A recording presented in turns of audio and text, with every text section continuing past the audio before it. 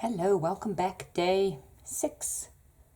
We are talking and journaling about childhood memories, and you'll see this beautiful words, nostalgia, kleintyd onthou is part of the prickly pear pack. So definitely some words. And then as a journaling technique, we're going to make some fun pom-pom dangles. I think with childhood memories, especially surrounding Christmas, they're very often happy memories and carefree memories. So I think adding a bit of a playful touch today with some dangles will be good. I've also been working in quite muted colours, and I think for this I can ramp up a bit of colour. I've printed a picture of myself. I don't know, 7, something like that. And there's such a specific memory. We had visited my aunt in Addo on her citrus farm, and the picture was taken at the Green Acres Mall with Father Christmas. And back in those days, you didn't get the picture immediately, and we'd gone back to the farm. And then, of course, I wanted this picture, except we were continuing on our journey, and my dad didn't want to take the trip into the city again. And I nagged until he did, and so I have this picture. It's not even a particularly good picture, and the Santa's a bit creepy, as more Santas obviously often are. So I've printed it in black and white on, it's a very thin craft paper, so that there's a trigger for the memory, but it's not the focus, because the reds and, the photos aged and all of that. I'm a bit at a loss today, I'm going to admit it, as to how to structure the page, because I don't want it to be a lot today. Sometimes, especially with nostalgic things, the memory is so clear, you are never going to forget it. It's not a memory, the memory is cemented. So just seeing it is enough. There's very little journaling needed. I think I'm going to just layer some things on the page, almost like a scrapbooking page. This is a piece of fabric. It was a bunting flag that was too long, that got cut. So it's like a little cover. It still is a little bit of colour, but definitely it can still fit in the farmhouse rustic. The wooden planks, obviously. And then the pack also has a little Santa hat, which I think as a little quirky touch. I think with childhood and with children's things, you can really have a bit more fun.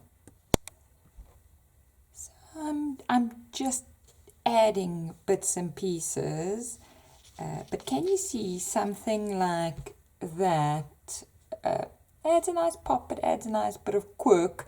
You can even go as far as colouring that or glittering it, or if you've got a shiny red nail polish or something, just giving it something more.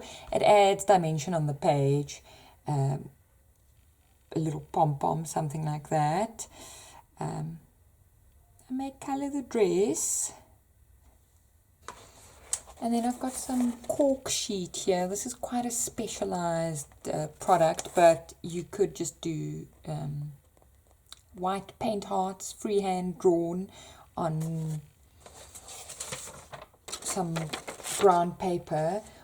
White on brown paper actually looks very smart. It gives a very nice effect. So I think all of these, and then this is a vellum with my beloved birds, and again heart. I'm just assembling this page on a piece of brown thickish card, but it's not cardboard. This can be a packaging insert, anything like that, and then you just cover the back, or you stick 2 wrong sides together, giving you this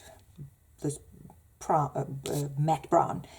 It's a very versatile thing to work on. And then what I want to show you is, if you're not inking, or you're not distressing edges, or you can't because you don't have ink and the tools, just to take any sort of koki in a whatever color, and just right at the edge, giving your pages a little line.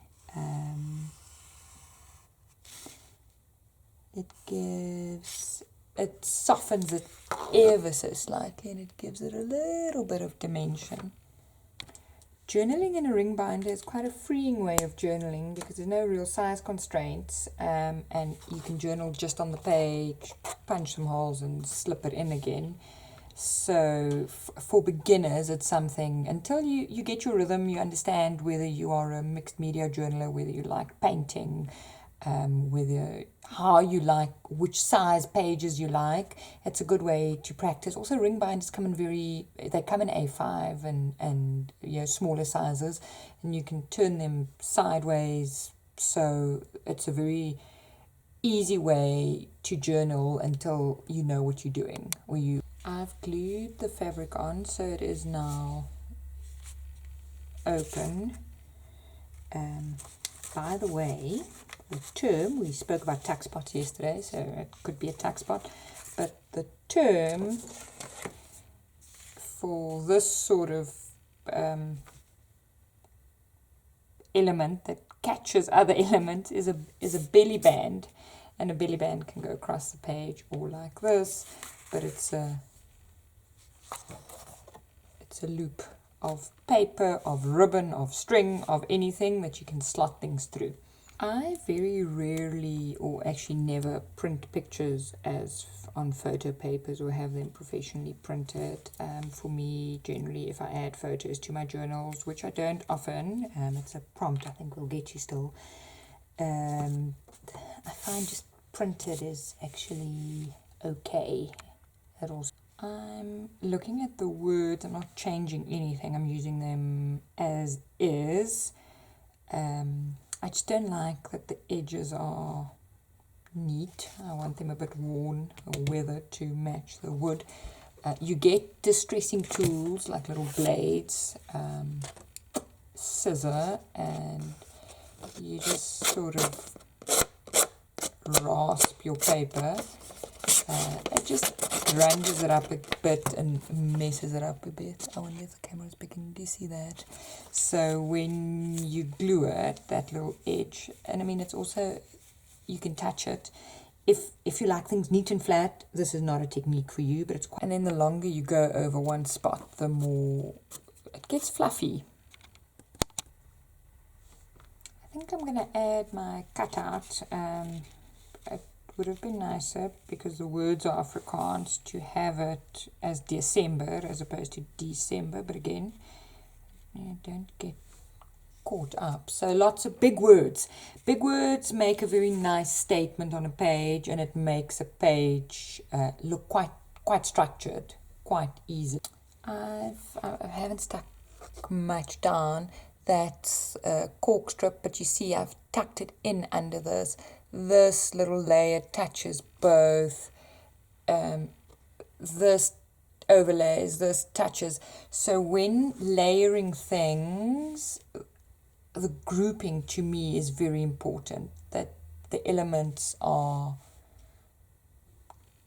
that it's one thing, even though what have we got here? 1, 2, 3, 4, 5, 6, 7, 8, 9 things. I'm very bad with gluing these very intricate elements like the word, but you get glue bottles like this where the tip is a pin just about fits in there, so that gives you very precision gluing, and they are, I mean, they're under 20 rand generally, and you can decant your glue into this and then gives you very good control over your glue. I'm going to cheat a bit, I'm sure you'll forgive me, and do a technique that's not, it's an easy technique, but not everyone has the things to make it. I'm going to heat emboss it, which basically is you ink it, it gets a fine plastic powder, and you heat it up, and then it gives a glossy shine. So I'm going to do that to the hat. Having used this belly band type image, nothing stops me from slipping something in there now, a little card or something. Okay, next on this page is, I want to add a dangle just for fun. Dangles are exactly what the word is. Things dangling from your journal. So this dangle, the color is wrong. I'm going to show you.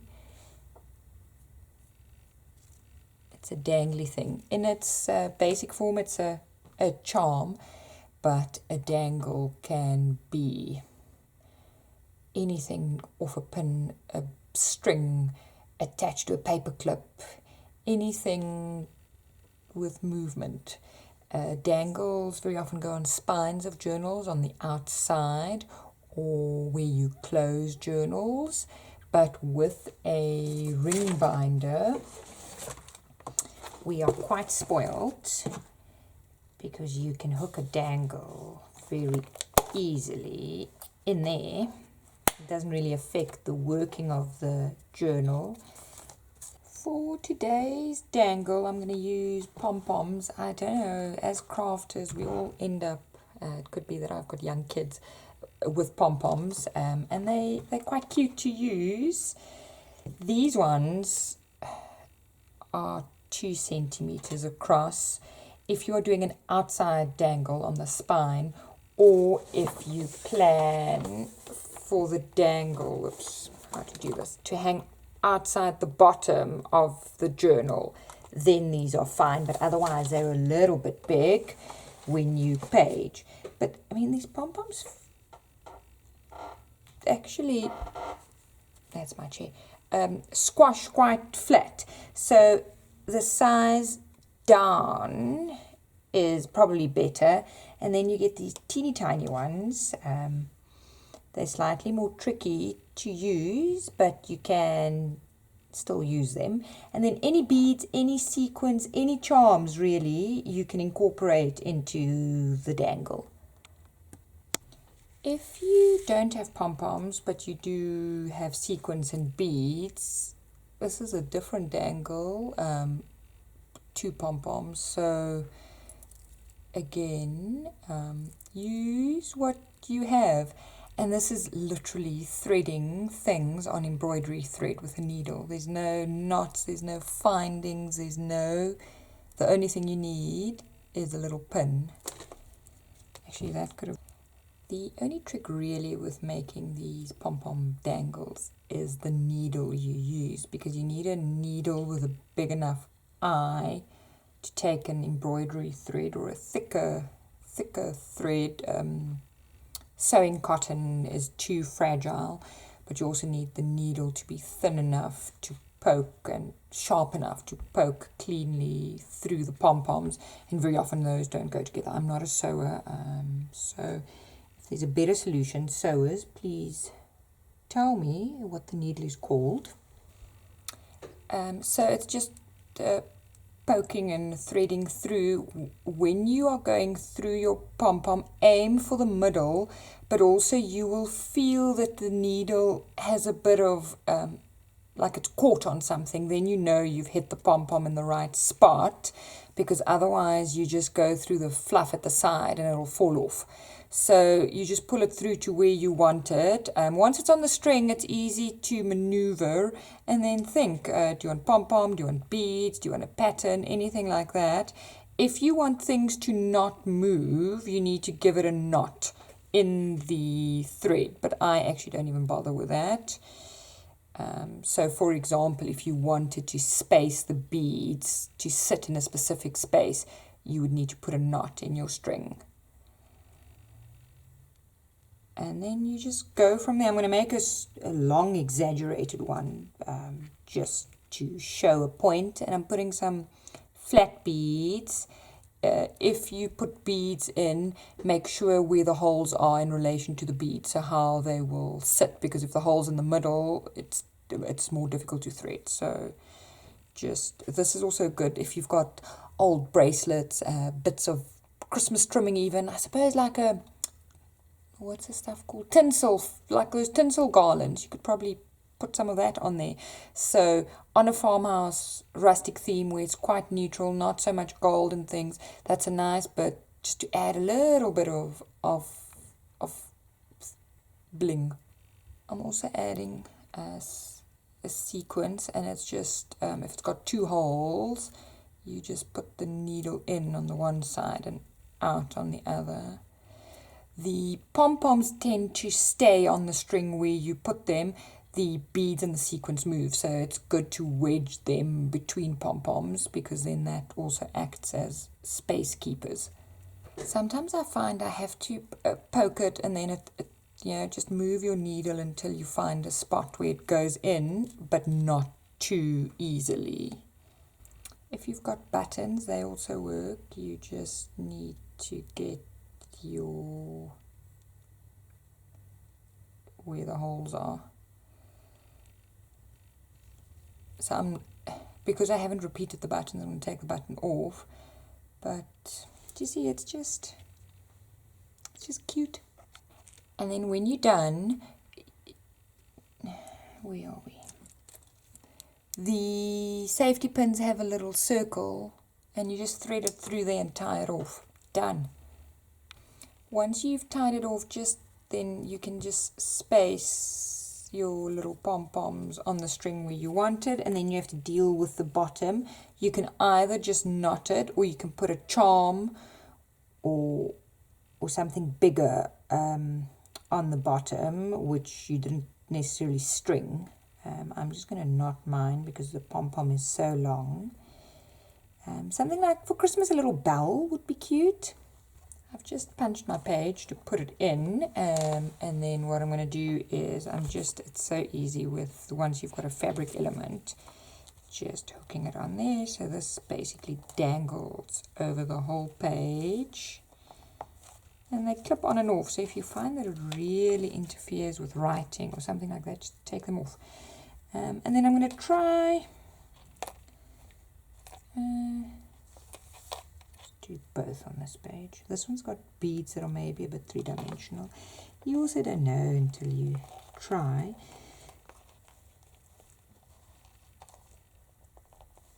Let's see.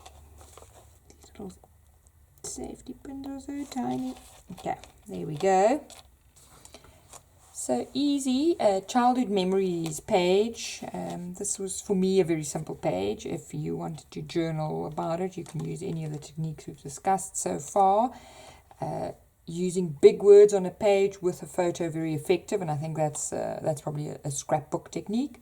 And then making the pom-pom dangles, which you can do with beads or with sequins. The pom-poms just make everything keep their space, so then you don't need special findings or knots or special tools to make them. So it's an easy way to add some dangles to your journal. It's also quite a nice craft for older kids. There we go, day 6. Thanks for watching. Tomorrow, day 7, we are doing some slow stitching. So that'll be a challenge for me, maybe not for you. But again, it ties in with mindfulness.